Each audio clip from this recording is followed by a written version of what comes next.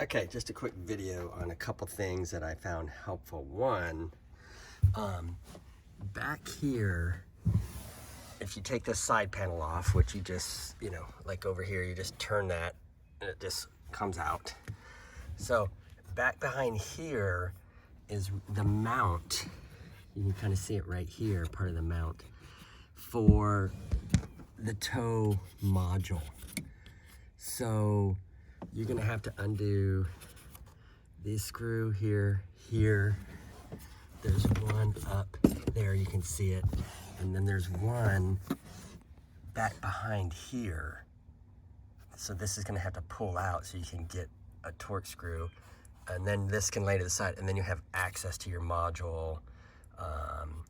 There is a cable with a blue wire that plugs in, and then there'll be another cable kind of dangling, has like a foam cap to it. You take that cap off, it plugs in here. It's pretty self-explanatory. You can't really mess up. Things only go in the right slots. Nothing goes here. I think that's for the electronic, if you have electronic brake controller, but that's another like add-on.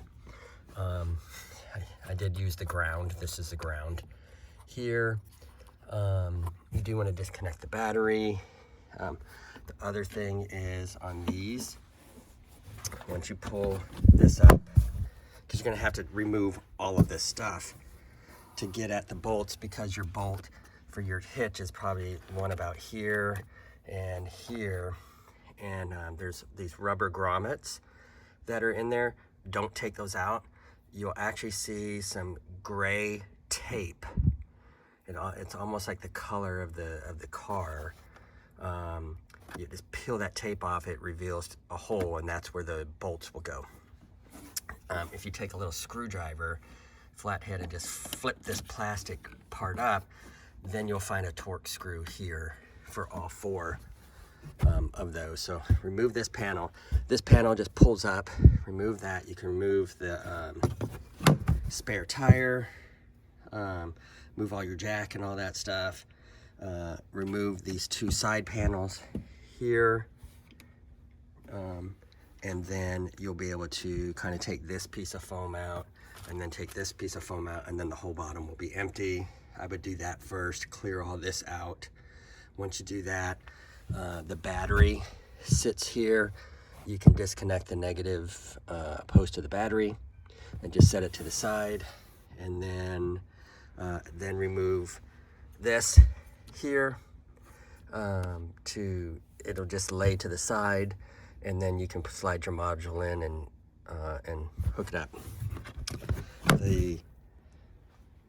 There's a rubber grommet right below this, on the floor here. That's where the wire from this module will come up. Now, one thing I had this all set up and then tried to put the bumper on, and this was kind of getting in the way because it's such a little bit of clearance.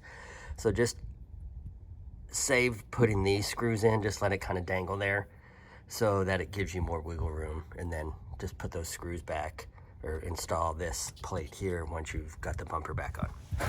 But there'll be a heat shield here, right here, that this attaches to. The instructions don't say, but if you will, once you have the bumper off, if you'll remove this, it'll make it so much easier to thread in the wire loom up through that grommet.